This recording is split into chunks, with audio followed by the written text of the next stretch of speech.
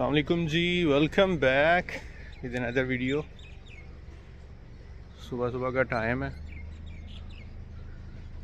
इधर आए हुए थे गांव साइड पे ना दूध लेने के लिए। मैंने कहा चलें दोस्तों के साथ शेयर करते हैं। बड़ा ही एक ऑर्गेनिक सा इन्वायरमेंट है,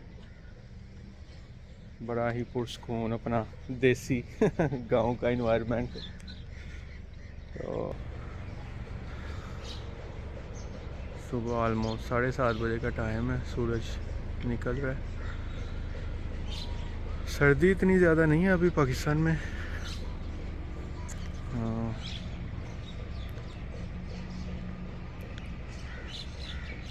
इधर डेली जो है ना वो दूध लेने के लिए आते हैं, तो मैंने कहा आज जो है ना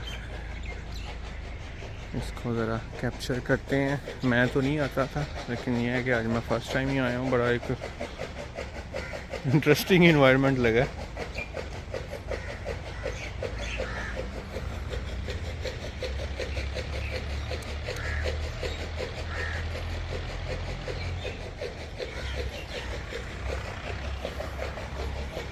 ये जी भैंसें रखी हुई हैं इधर, ये अब्बू के दोस्त ही हैं, तो उनका डेरा है। और उधर जो है ना डेली ये दूध लेने आते हैं, फ्रेश ऑर्गेनिक मिल्क।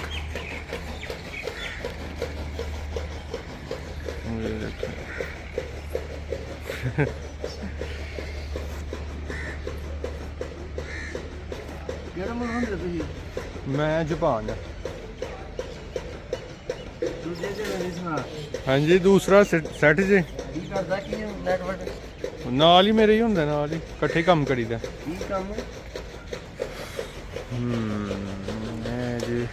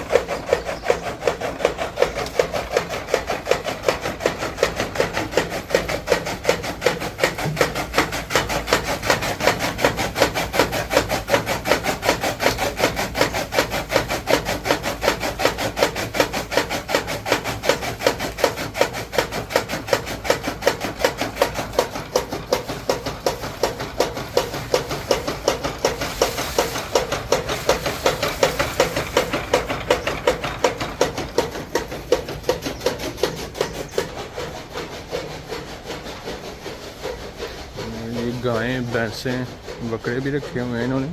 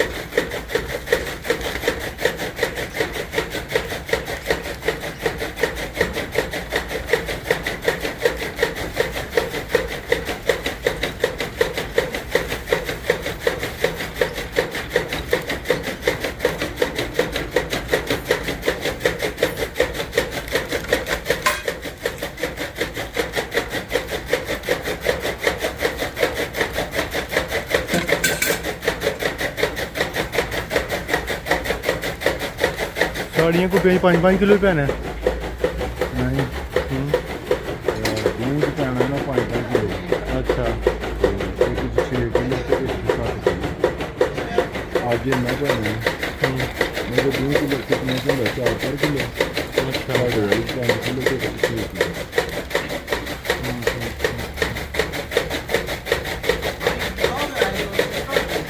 हाल हाल का वो नहीं पता लग गया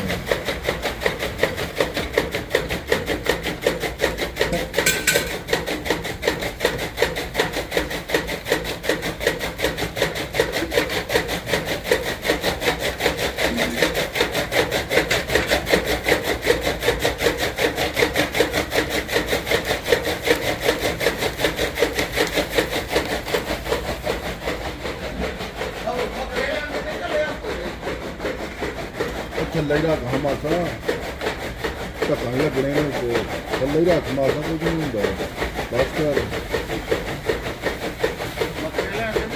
ਉਹ ਨਹੀਂ ਬੱਕਰੇ ਲੈ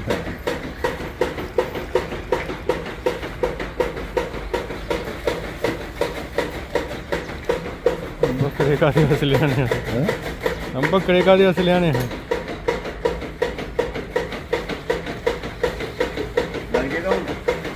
ਆਹੋ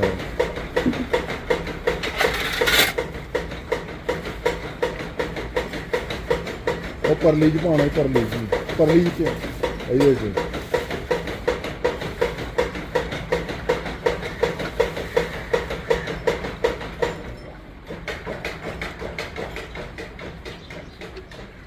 छे किलो किड़ा कर लीजिए ਇਹਦੇ ਚ ਕਰਨਾ ਨਾ ਇਹਦੇ 7 ਕਿਲੋ ਕਰ ਦੇ ਚਲੋ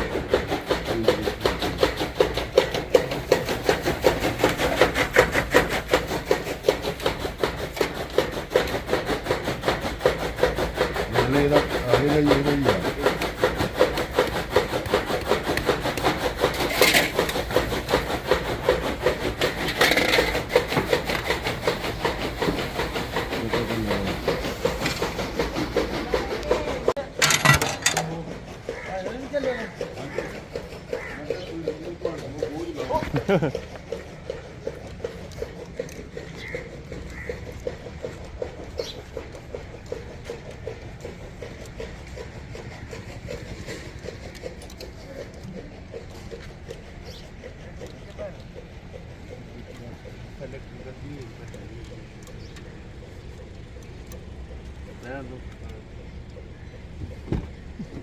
ਦੋ ਛੋਟ